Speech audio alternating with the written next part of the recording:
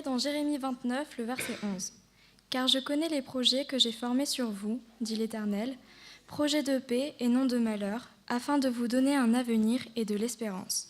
Amen. »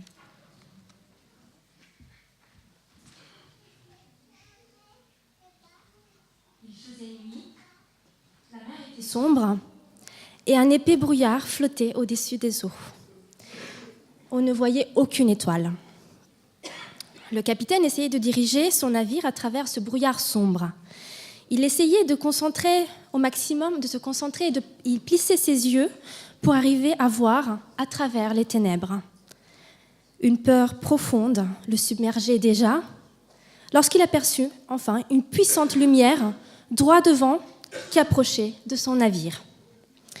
Alors, sans tarder, il prit sa radio et dit « Ici le capitaine Jeremiah Smith, modifiez votre cours de 10 degrés vers le sud. Terminé. » À sa grande surprise, la lumière continue à s'avancer.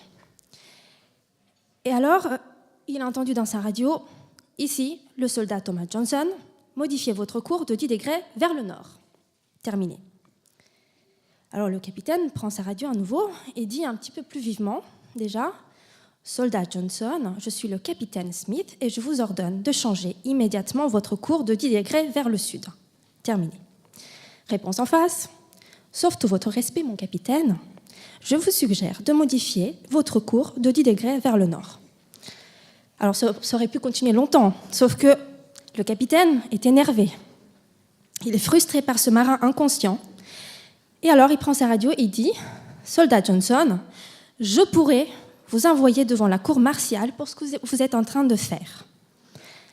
Soldat, par l'autorité dont m'a investi le gouvernement des États-Unis, je vous ordonne de modifier votre cours.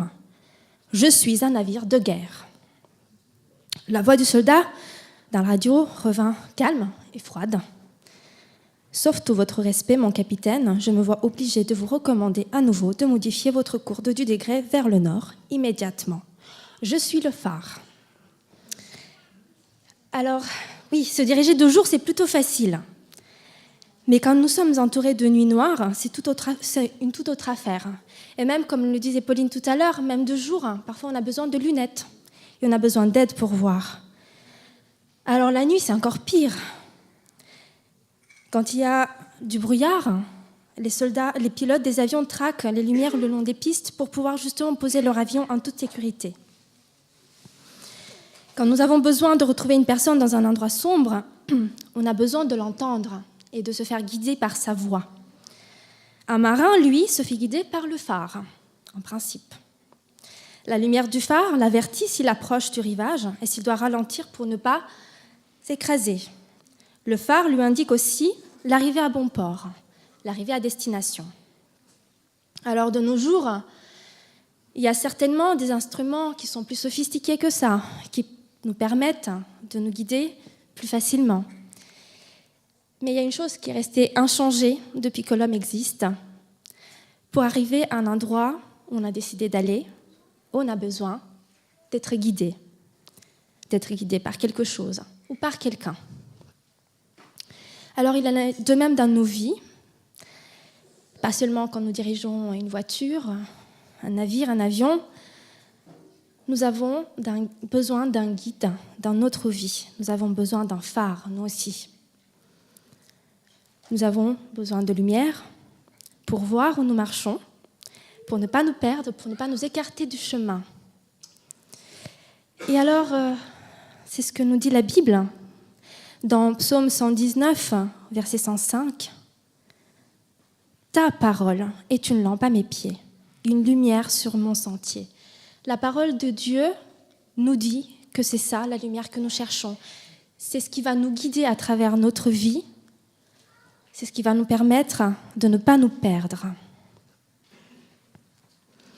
Et la parole dans 2 Pierre, au chapitre 1, verset 19, dit « Nous tenons pour d'autant plus certaine la parole prophétique à laquelle vous faites bien de prêter attention, comme à une lampe qui brille dans un lieu obscur, jusqu'à ce que le jour vienne apparaître et que l'étoile du matin se lève dans vos cœurs. » Alors, où nous conduira la lumière de la parole de Dieu ? Je pense que pour la plupart d'entre vous, vous avez la réponse, en tout cas je l'espère. La parole de Dieu nous aide et nous guide pour trouver notre chemin. Et dans Jean 14, au verset 6, ce chemin nous est révélé. Jésus dit « Je suis le chemin, la vérité et la vie. Nul ne vient de Père que par moi. » Il n'y a qu'un seul chemin pour ne pas être perdu en route et pour arriver à bon port. C'est Jésus-Christ. Alors, ce qu'il faut aussi retenir, c'est que nous ne marchons jamais seuls. Dans Ésaïe 58, au verset 11, la parole de Dieu nous le dit. Il y a beaucoup de versets qui le disent, mais celui-là me plaît particulièrement. « L'Éternel sera constamment ton guide.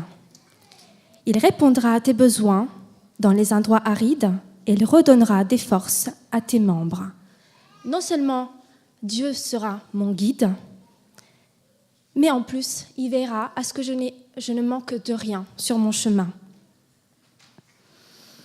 Et dans Proverbe 3, alors je vous laisserai le lire tranquillement à la maison parce que tout ce chapitre est très beau, mais surtout ce que nous lisons au verset 5,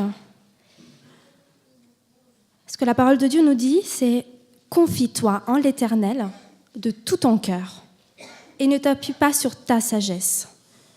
Reconnais-le dans toutes tes voies et il aplanira tes sentiers.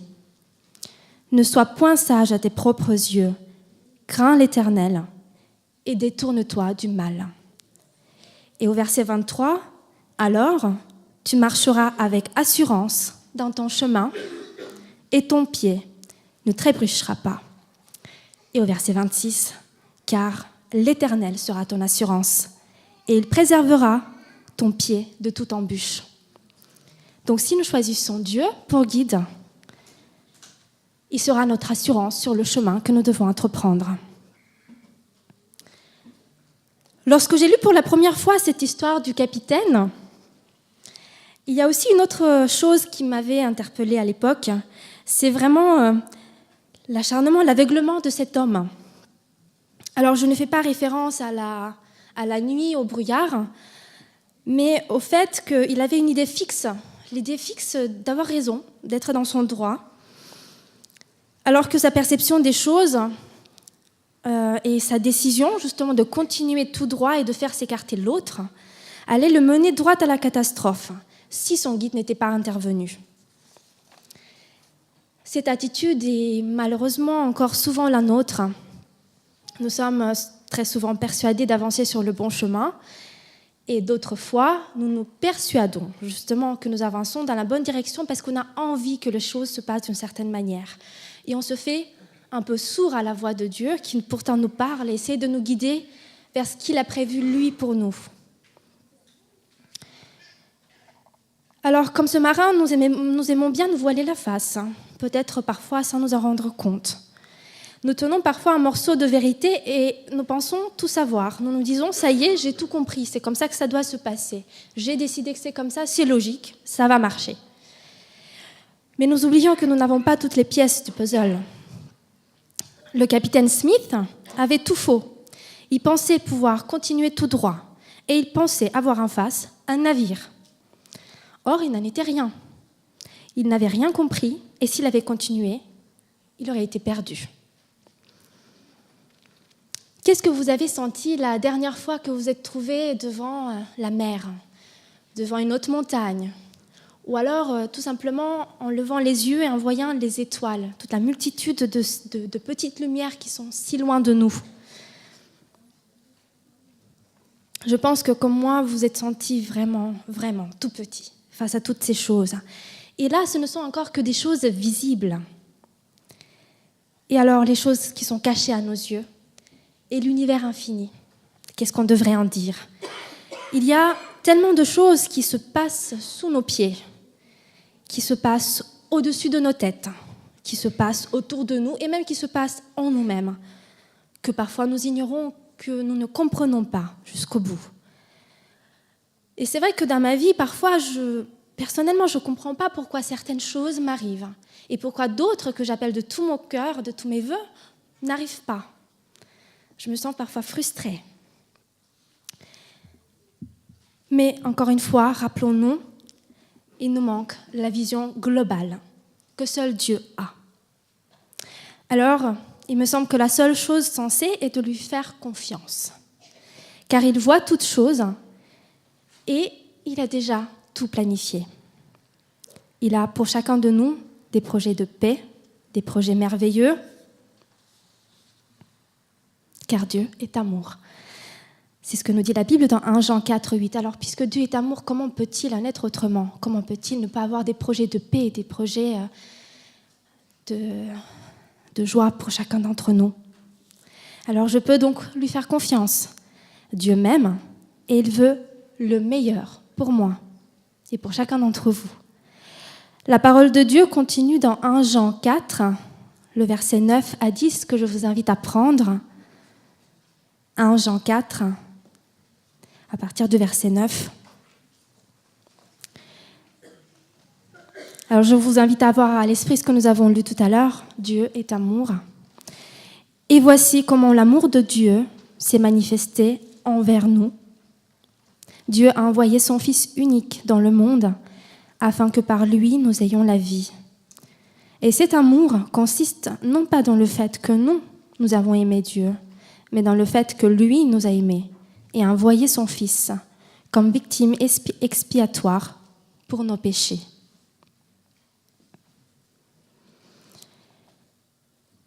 Ce qui me frappe dans ce texte, et c'est vrai qu'il y en a d'autres qui en parlent, c'est que ce n'est pas moi qui a aimé Dieu. Le premier, c'est Dieu qui nous a aimés. Le premier, avant même de nous connaître, avant même que nous existions, chacun d'entre nous, il nous a aimés d'un amour tellement fort qu'il a déjà tout prévu pour que nous soyons guidés vers cet avenir merveilleux qu'il avait déjà prévu et qui devait avoir lieu dès le départ, que nous ayons donc un avenir sans pleurs. Et dans Jean 3, verset 16, que vous connaissez, je pense tous, mais que je vais quand même vous lire, « Dieu a tant aimé le monde qu'il a donné son Fils unique afin que quiconque croit en lui ne périsse pas, mais qu'il ait la vie éternelle. » Et le verset 17 continue, « Dieu, en effet, n'a pas envoyé son Fils dans le monde pour juger le monde, mais pour que le monde soit sauvé par lui. » C'est pour cela que Jésus a dit « Je suis le chemin, la vérité et la vie ». Emprunter ce chemin est la seule et unique façon pour parvenir au Père.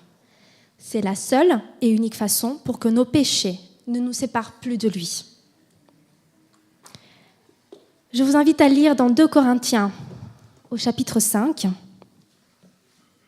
un texte qui est très beau, 2 Corinthiens 5, les versets 17 et 18. Si quelqu'un est en Christ, il est une nouvelle créature. Les choses anciennes sont passées. Voici, toutes choses sont devenues nouvelles.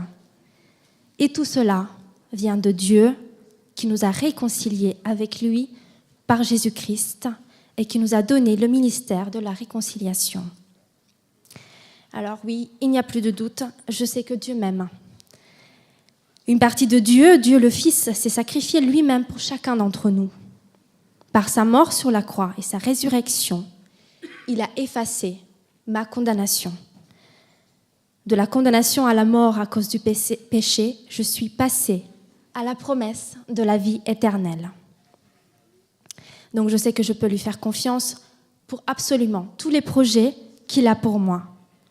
Car il nous a écrit aussi, il nous a dit dans Ésaïe 54, verset 10, « Même si les montagnes s'éloigneraient, même si les collines étaient ébranlées, mon amour ne s'éloignera pas de toi, et mon alliance de paix ne sera pas ébranlée, dit celui qui a compassion de toi, l'Éternel. » Et Dieu a dit aussi, « Je t'aime d'un amour éternel », dans Jérémie 31, 3. Alors, il y a une autre histoire que j'aime beaucoup et que je vais quand même vous raconter ce matin, même si certains d'entre vous la connaissent probablement déjà. Alors, c'est l'histoire d'un petit enfant qui est sur le rivage. Puis, il y a des gens qui sont autour de lui, comme ça un petit peu. Et tout d'un coup, il voit sur la mer un grand bateau qui est magnifique, mais qui est un peu loin. Alors l'enfant se met à faire des gestes et puis à crier en disant « Voilà, je suis là, viens ici ». Alors il y a une personne juste à côté de lui, il dit « Mais franchement, tu es tellement petit, tu penses qu'il te voit ? Tu t'imagines qu'il te voit, il est tellement loin, et même s'il te voit, pourquoi est-ce qu'il viendrait jusqu'ici ?» Et alors le garçon a dit « Mais je sais qu'il viendra, parce que le capitaine, c'est mon père. » Cet enfant était sûr que son père ne le laisserait pas et qu'il viendrait à lui, qu'il viendrait le chercher. Alors vous me direz, c'est bien beau tout ça, faire confiance à Dieu pour qu'il nous guide, lui faire confiance pour nos projets. Mais comment est-ce qu'on s'y prend ? Comment est-ce que ça marche ? Il y a quelque chose dans l'attitude de cet enfant qui va nous mettre sur la piste. L'enfant a compris que s'il voulait que son père vienne et l'amène avec lui, il fallait qu'il le lui demande, tout simplement, qu'il se manifeste et qu'il fasse des signes pour que son père le voie. Il y a donc bien une démarche positive de notre part. Nous pouvons, et nous avons le droit, de faire part de nos soucis, de nos désirs à Dieu, de manière très simple, par la prière. Nous avons la possibilité de nous adresser à lui à chaque instant, de lui formuler chacune des demandes de notre cœur. Dans Jean 6, au verset 24, la parole de Dieu nous dit « Jusqu'à présent, vous n'avez rien demandé à mon nom. Demandez et vous recevrez, afin que votre joie soit complète. » Jésus nous dit de demander simplement en son nom et nous allons recevoir. Et Dieu nous recommande aussi de nous approcher de lui avec assurance. Là, je vous inviterai à prendre le texte qui se trouve dans Hébreux 4. Hébreux 4, les versets 14 à 16.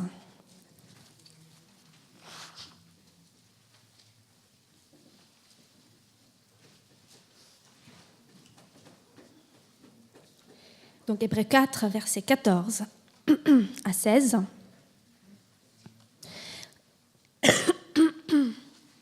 Ainsi, puisque nous avons un souverain grand prêtre qui a traversé le ciel, Jésus, le Fils de Dieu, restons fermement attachés à la foi que nous professons. En effet, nous n'avons pas un grand prêtre incapable de compatir à nos faiblesses. Au contraire, il a été tenté en tout point comme nous, mais sans commettre de péché. Approchons-nous donc avec assurance du trône de la grâce afin d'obtenir compassion et de trouver grâce pour être secourus au moment opportun. Donc bien sûr, il ne s'agit pas de se confier en ses propres forces. Il ne s'agit pas de cultiver son orgueil personnel. Il s'agit de faire simplement appel à Dieu, d'admettre nos faiblesses et de le laisser agir à notre place. Alors non seulement nous sortirons victorieux des pièges, mais nous aurons aussi la paix de Dieu.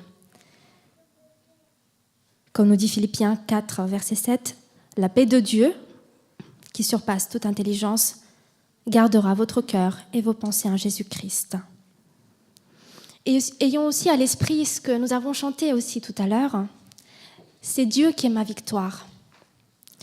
Quand je m'adresse à lui en prière, je dois croire déjà que j'ai la victoire par lui. Et je vous assure que ça marche vraiment. Il y a parfois des décisions desquelles dépend le cours de notre vie. Alors bien sûr, il s'agit en premier lieu de nos propres décisions. Chacune de nos décisions influence le cours de notre vie.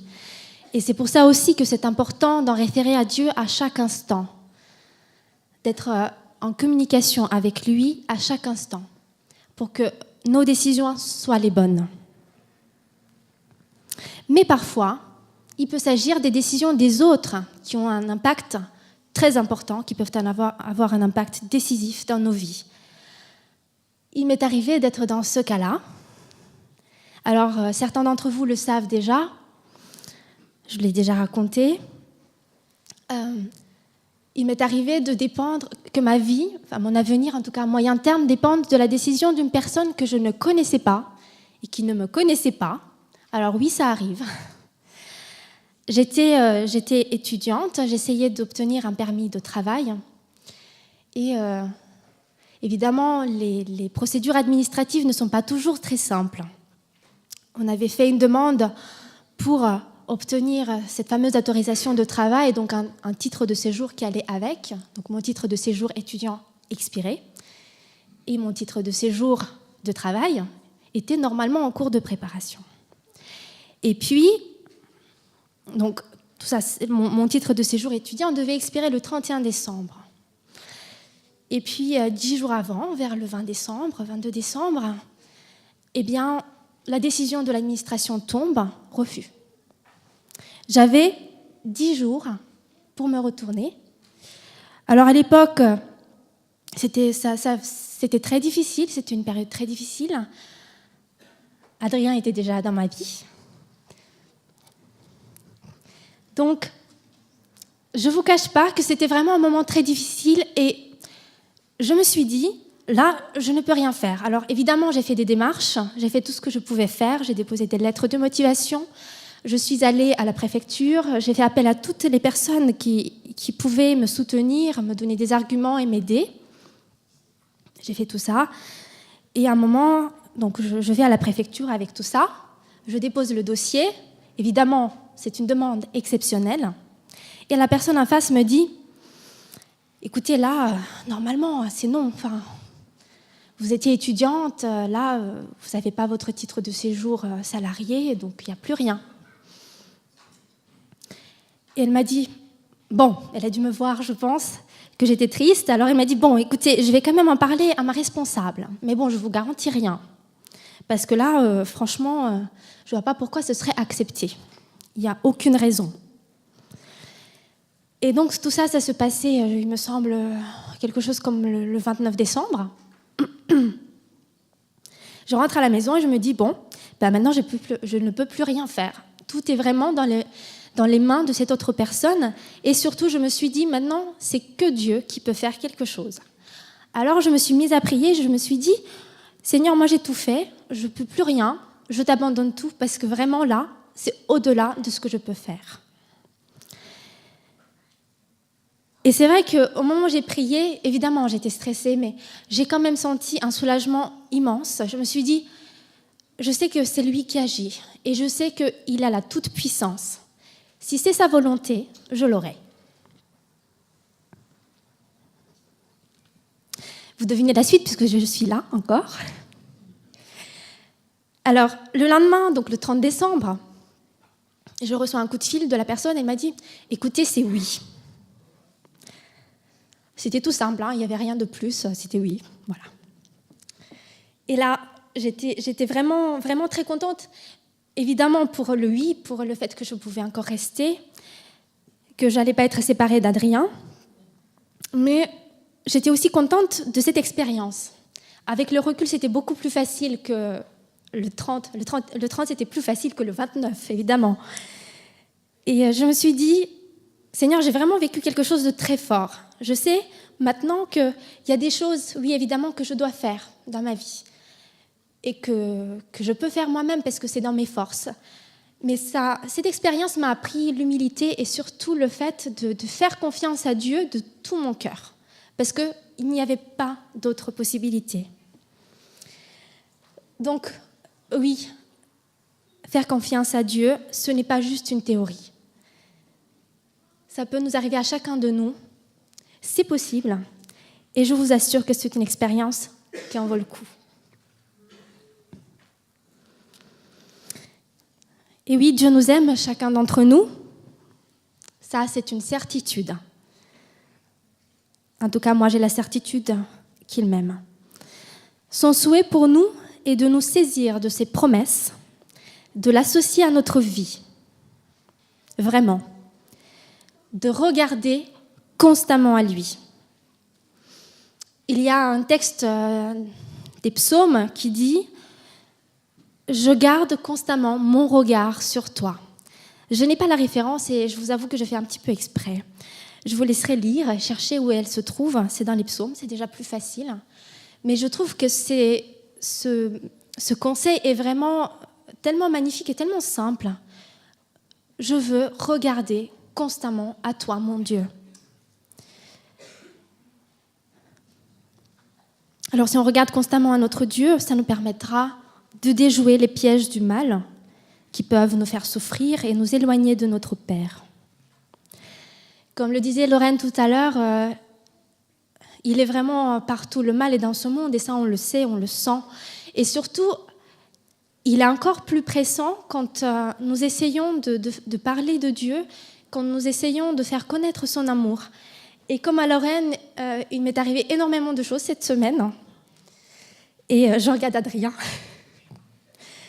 Donc, c'est sûr qu'il n'aime pas ça. Il n'aime pas quand nous faisons confiance à notre Dieu, parce qu'il sait qu'il n'aura pas gain de cause. Parce que Dieu souhaite que nous avancions dans cette vie terrestre, sûrs de son amour et saints de sa puissance. Ne nous y trompons pas, même dans les petits malheurs, Satan n'est pas innocent, comme je le disais tout à l'heure. Ceux qui se jouent autour de nous, entre les forces invisibles à nos yeux, dépassent tout ce que nous pouvons imaginer. Si ce qui se trame dans les coulisses est invisible à nos yeux, ça n'est pas moins réel. La Bible nous dit, dans 1 Pierre au chapitre 5, au verset 8, « Soyez sobres, restez vigilants. Votre adversaire, le diable, rôde comme un lion rugissant, cherchant qui dévorer. » Ceux qui se jouent autour de nous entre les forces invisibles du mal et du bien, ces forces invisibles du mal ne peuvent être vaincues que par la puissance de Dieu. Mais la bonne nouvelle, c'est que nous avons le numéro d'urgence. Nous pouvons appeler Dieu à tout moment. Sa ligne directe n'est jamais en panne. Il répond toujours. Il n'y a pas de petit signal occupé. Dieu est toujours là. Et il nous encourage à le contacter sans peur. Alors, faisons des demandes à Dieu. Si Dieu ne nous accorde pas ce que nous voulons, alors c'est quand même pas peine perdue. Au contraire, puisque nous demandons quelque chose, nous sommes déjà en ligne avec lui. C'est déjà une bonne chose. La communication est établie et il a enfin notre entière attention. Et puisqu'il a notre attention à ce moment-là, eh bien, il peut nous parler, nous faire connaître ses projets pour nous et nous diriger. Et comme le disait Marie tout au début, et ça on le sait, ces projets sont des projets de paix et non de malheur, afin de nous donner un avenir et de l'espérance. Ce sont des projets de bonheur. Par le sacrifice de Jésus-Christ, Dieu nous assure un avenir, une éternité de bonheur en sa présence. En marchant avec Dieu, nous avancerons en paix et nous savons exactement où il nous conduira, là où il n'y a plus de peur, mais seulement une joie éternelle. Je vais vous laisser un dernier verset sur le cœur qui se trouve dans Jean 14, les versets 2 et 3, et qui justement doit nous rassurer sur notre avenir, si ce n'est déjà fait. Dans Jean 14, au verset 2, il est écrit, et c'est Jésus qui parle, « Il y a beaucoup de demeures dans la maison de mon Père. Si ce n'était pas le cas, je vous l'aurais dit. Je vais vous préparer une place. Et puisque je vais vous préparer une place, je reviendrai et je vous prendrai avec moi, afin que là où je suis, vous y soyez aussi. » C'est un avenir qui ne tardera pas, car il a dit « Oui, je viens bientôt. » Pour l'instant, il fait nuit, il y a du brouillard épais. On ne voit pas les étoiles, aucune lumière. Mais Dieu Tout-Puissant veut cheminer avec toi. Alors, le choisis-tu pour guide ?